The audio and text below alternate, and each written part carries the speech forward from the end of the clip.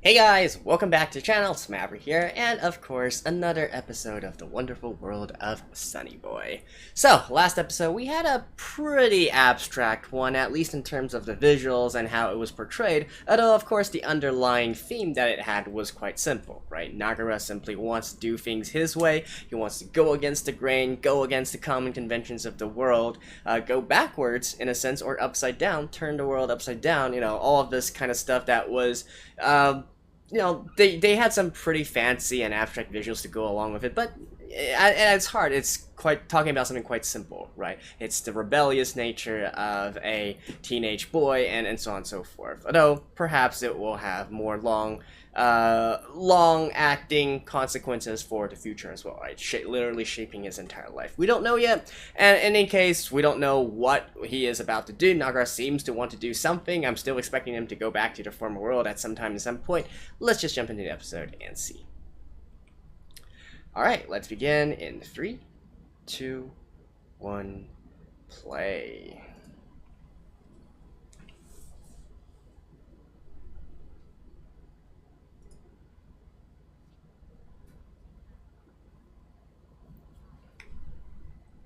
Play dead.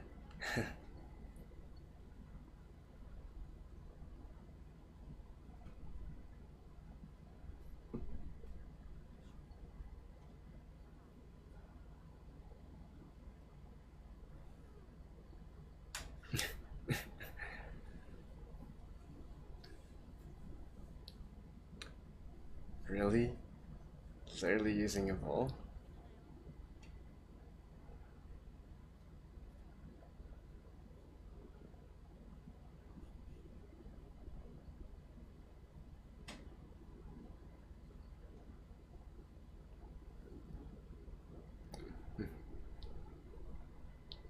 Oh, where is she?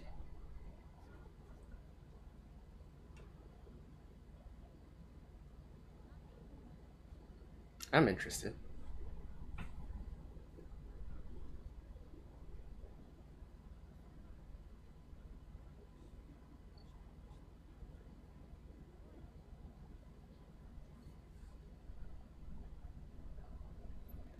Well, how do you remember how to speak then?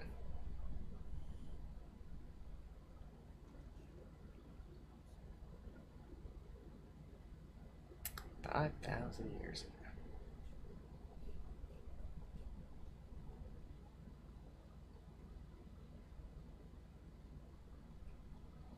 Mm-hmm.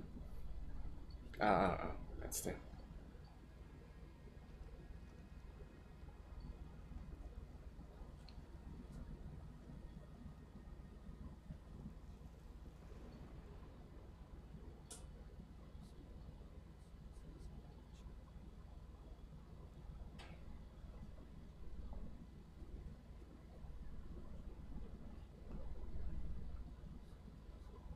Oh.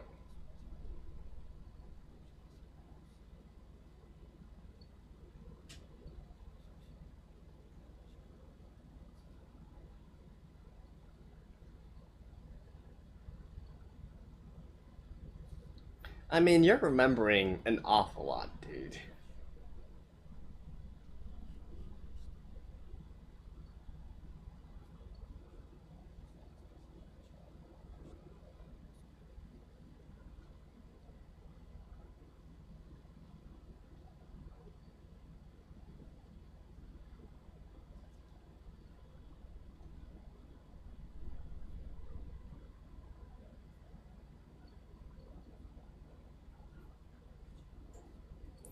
Lips as blue as the sky.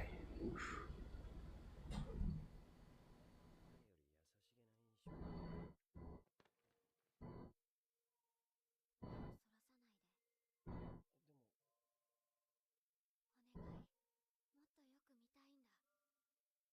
Damn.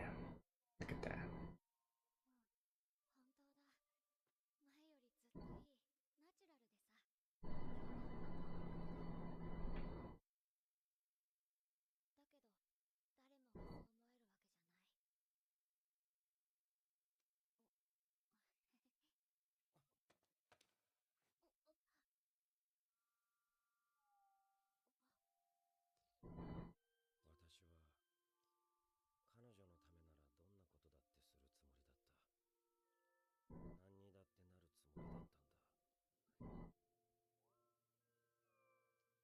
That's why you turned into a dog? Okay.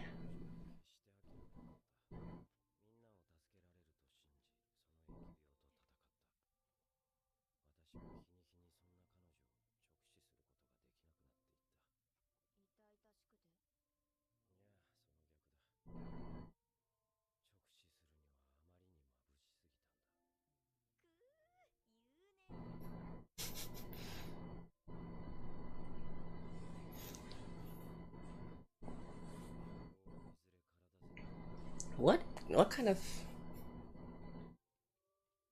This is definitely some kind of analogy as well, right?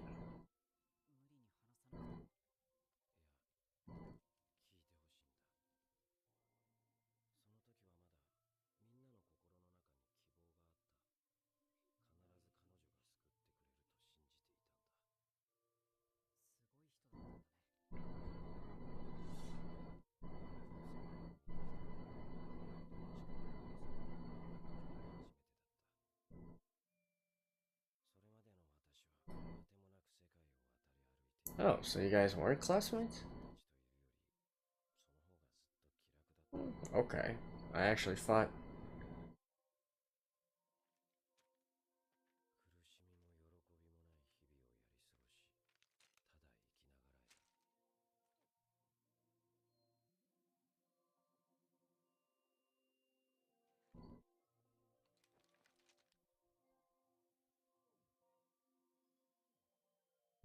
Talk about a hellscape.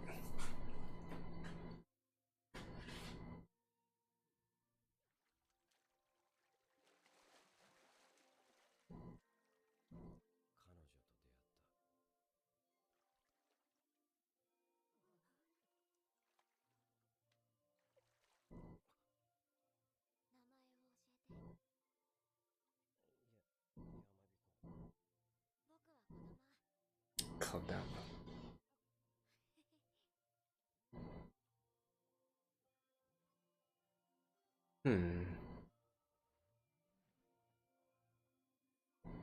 Isn't this...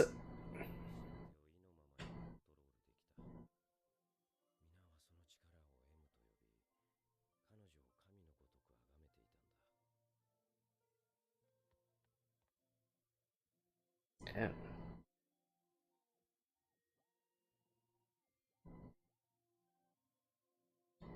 I mean, the guy is like kind of depressed, aimless, lacking something in life. Isn't that similar to Nagara? And isn't she similar to Nozomi? At least in terms of radiating positivity and whatnot.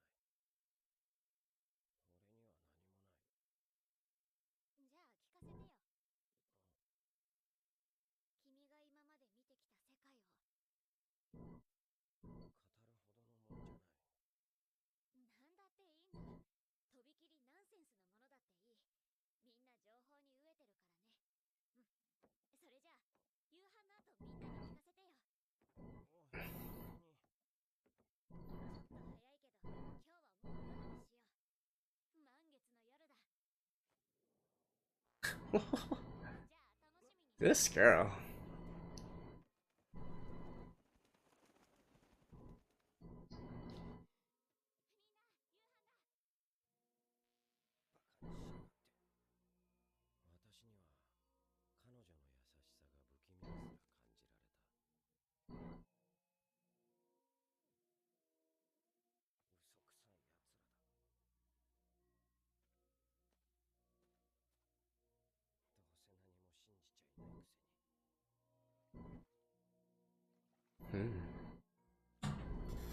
Although, if the girl really could control everything.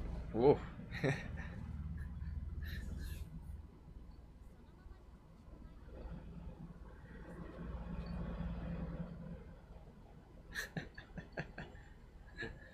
Talk about persistence.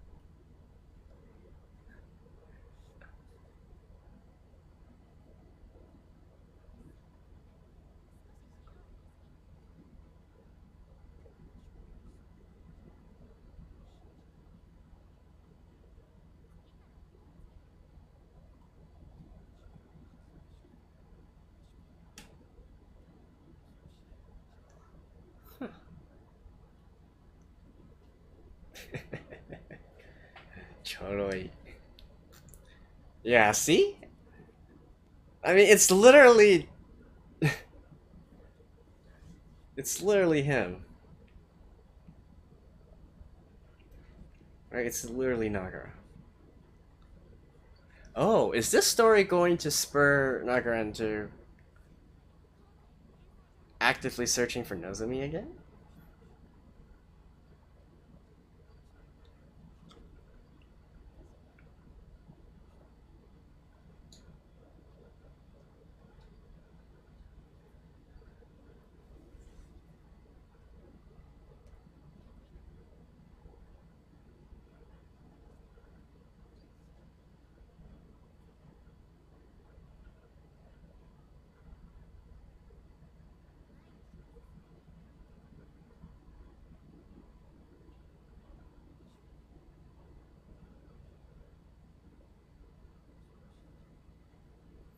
And this happened 5,000 years ago, at least in relative time here.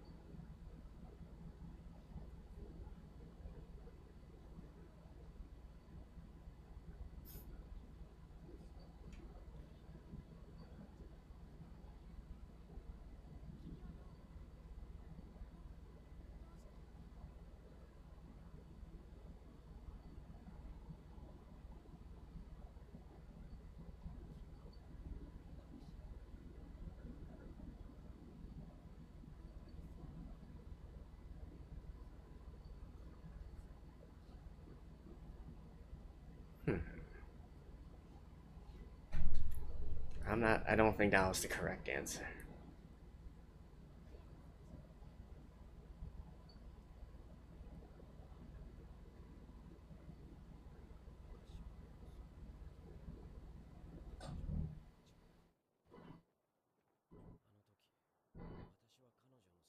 Yep.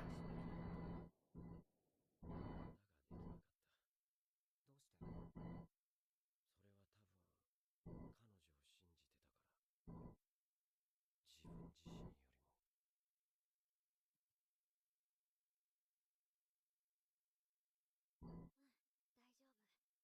明日また店に来て。昨日も同じこと言った。それは物になっちゃった。さっき大丈夫そう言ってもらったばかりなのに。見せてもいい？まだ。They're all. あいつさえいなければ。あいつが病気を持ち込んだんだ。あの時あいつを殺していれば。They're all losing their trust in her now. Hmm? 君のこと醜いって言ったけど、あれ嘘さ。本当は美しいと思ったんだ。どうして嘘をついたんだ？君に好かれたくて。あんなの君は喜んだね。人の心を何だと思ってる？それ、よく言われるんだ。この腫瘍は君が原因なんだろ？うん、そうだよ。僕がここに持ち込んだんだ。だったら教えてほしいんだ。その攻略法。 How come he's okay now, though? 直せるはず。誰かに傷を治すことはできない。君にだって分かってるはずだ。僕だけが原因じゃないって。もういい。行くよ。僕には時間がないから。ね、待って。これあげるからさ。ね。これは綺麗だろ？これはね、100人殺したらもらえるやつなんだ。こっちは1000人で、こっちは1万。ね、綺麗だろ？やめてくれ！ごめん、いつもそうなんだ。つい間違えちゃうんだよ。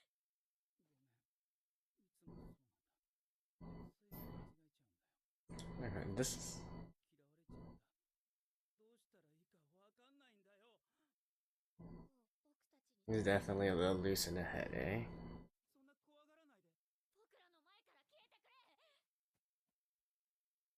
僕がなんでこうなるんだ！山彦は病気にかからなかったの？ああ、私はそのことを何より憎んだよ。奴は自分が持ち込んだのは疫病ではなく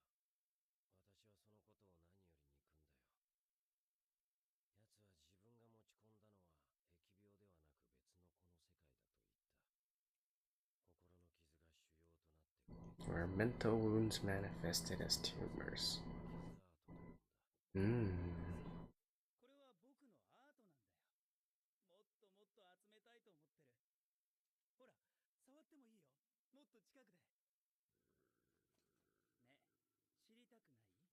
なぜ君だけ病気にかからないのか。教えてあげる。それはね、この世界が君の世界だからだよ。言われるまで気づかなかった。心の内側を具現化する力。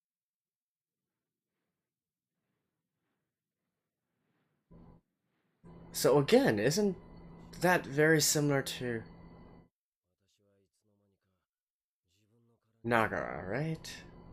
だから私だけが疫病に侵されず、教会の内側では児玉の力も意味をなさなかった。傷そのものの原因はこの世界の外で起こっている事象にあるんだよ。君たちはそれを解決しないといけなかった。じゃあどうすれば？君自身が変わればいい。自分の殻を破って外に飛び出せばよかったんだ。だけど、もう手遅れ。Well, then why? So what does this guy have to do with everything?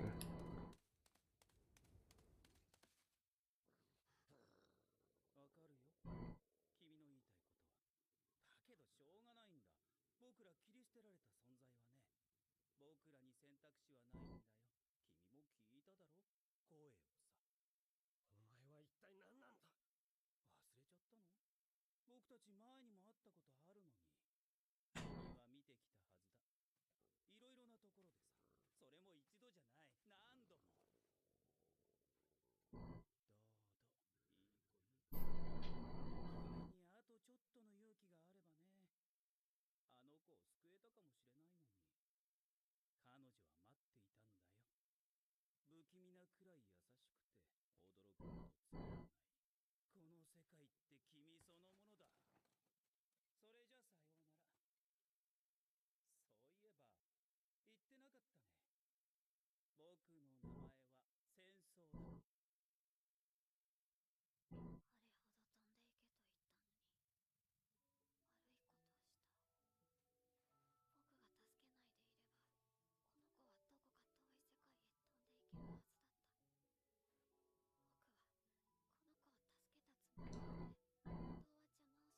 War? I thought I was on the cusp of understanding something about this world, and then he said his name is War?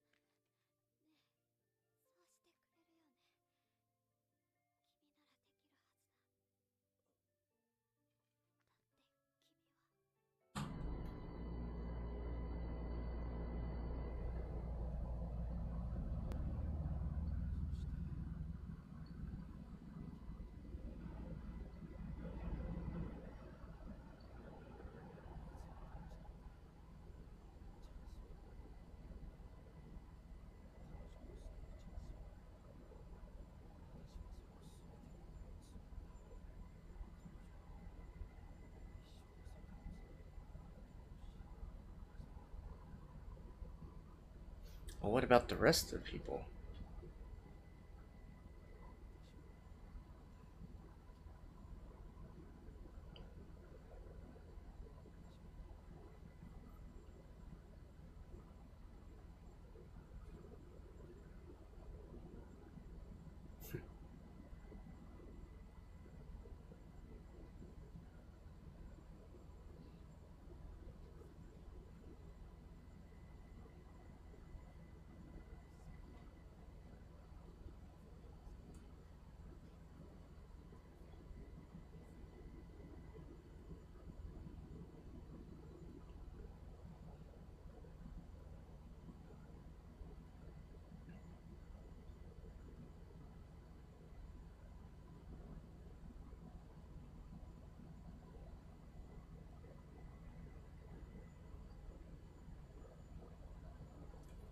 How it's so similar to you?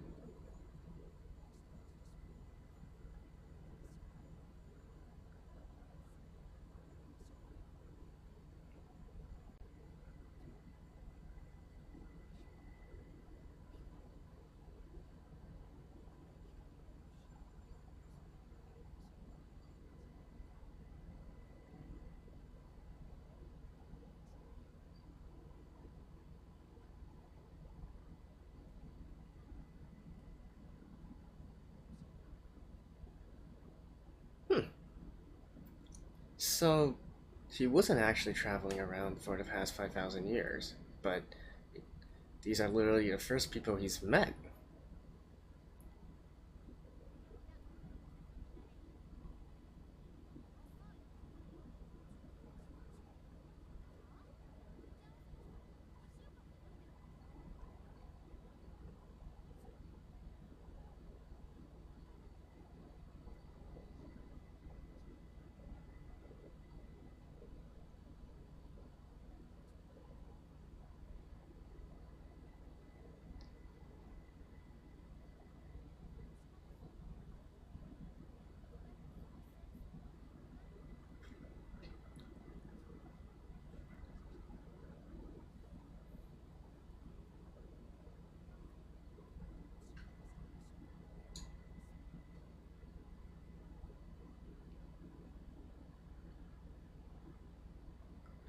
What?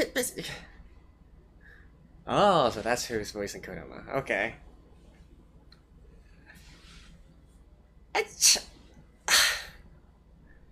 Man, these 20 or so minutes flew by fast.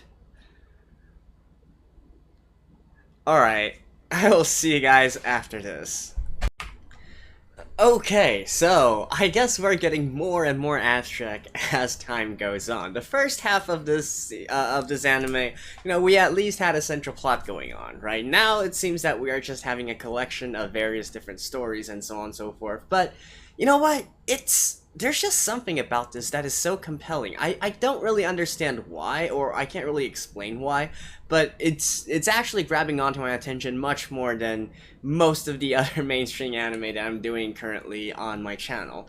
There's just something about, like, the way that the story is presented, and in such a calm way as well, like, not really too emotional, whatnot, that really resonates with me in a lot of ways. And, there's this burning desire I have within me to know, okay, what exactly happens on, right? It happened a little bit back then when Cap was describing the entire story in regards to the baseball players, right? Back at that time, the apes or gorillas or monkeys who played baseball, and then also, even during that time, I said something similar as well, right? There's just this way that the story is being narrated, just how in some way so outlandish and ridiculous that it is, but yet with weight behind the words and the meaning behind it, really, I don't know, it definitely provokes your thinking, right?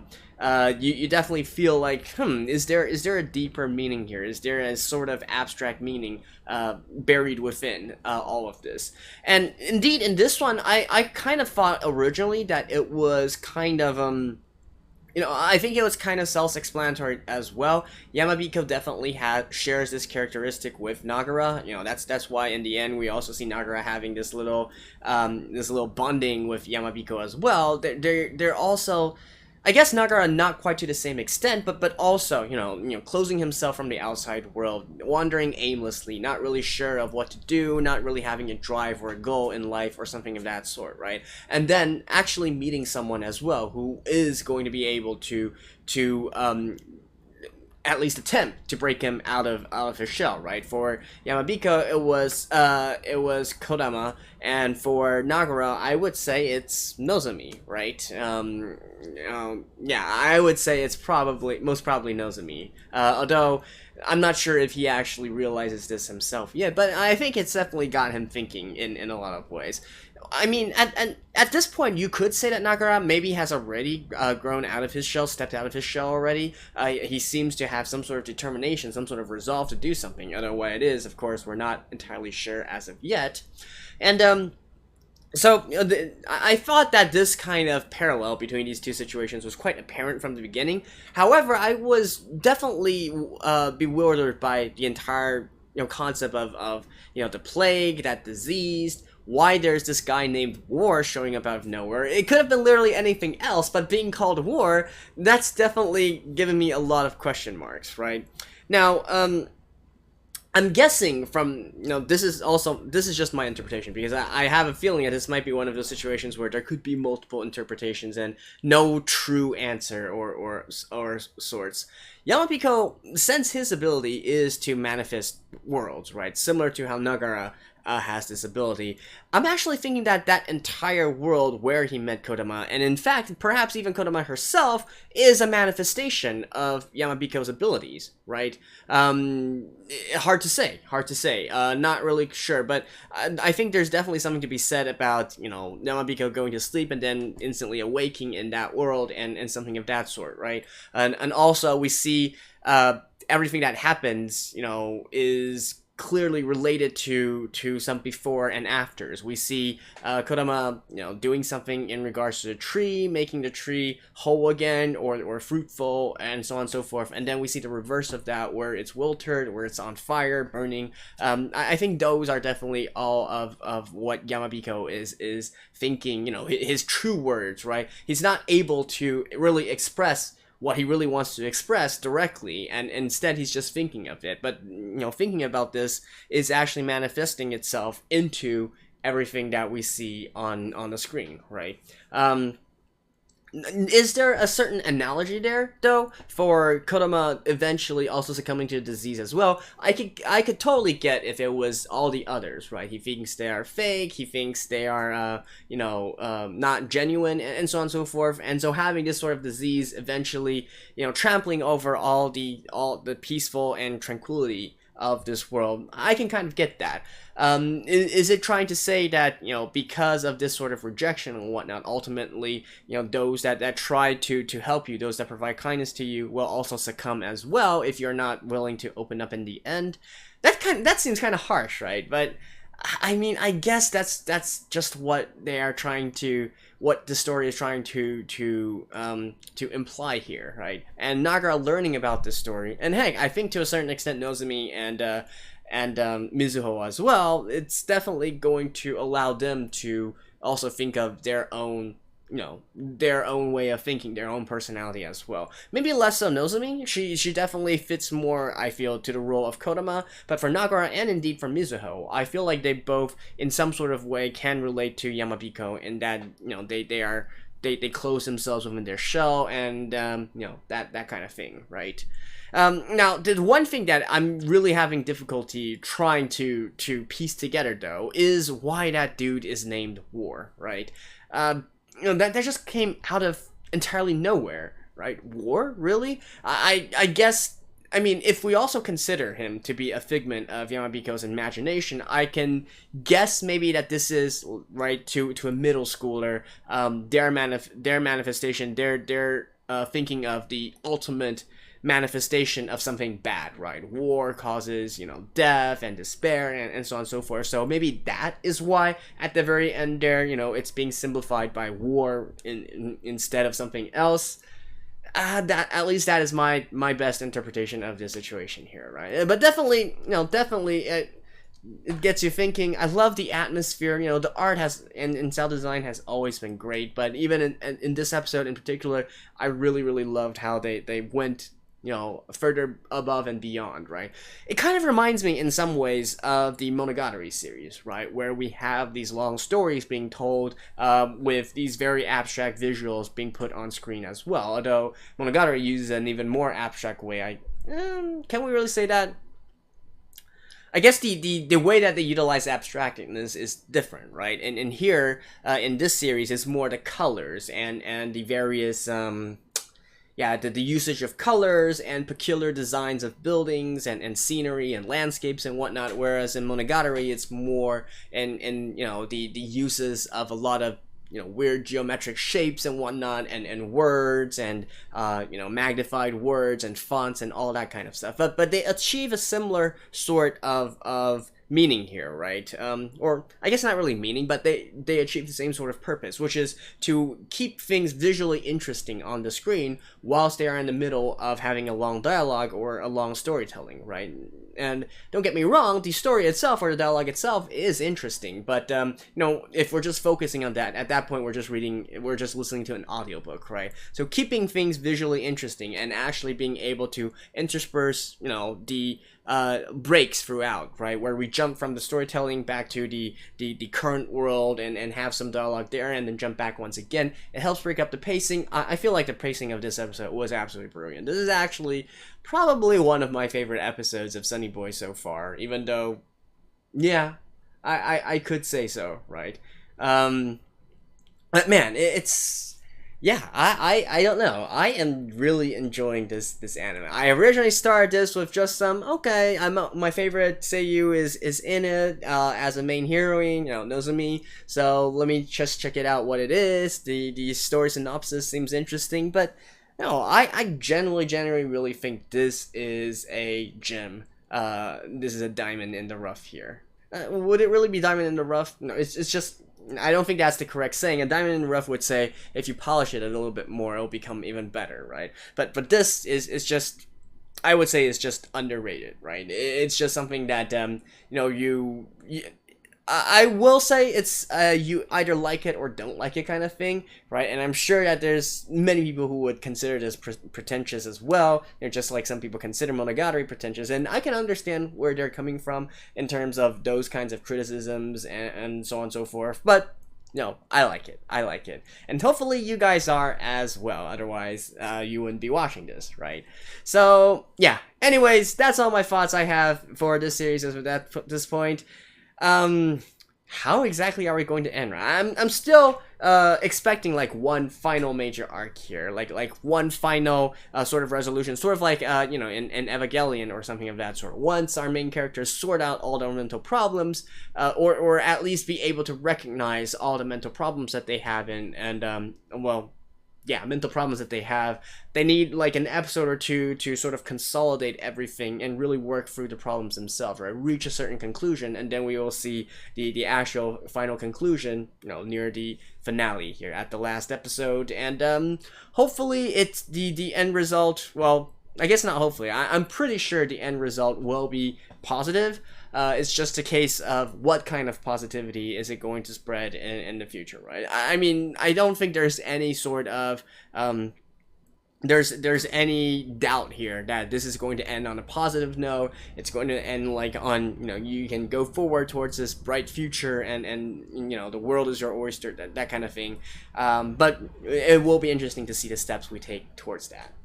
So yeah, anyways, that's it for this episode. Thank you guys. I will see you guys next time. Bye bye.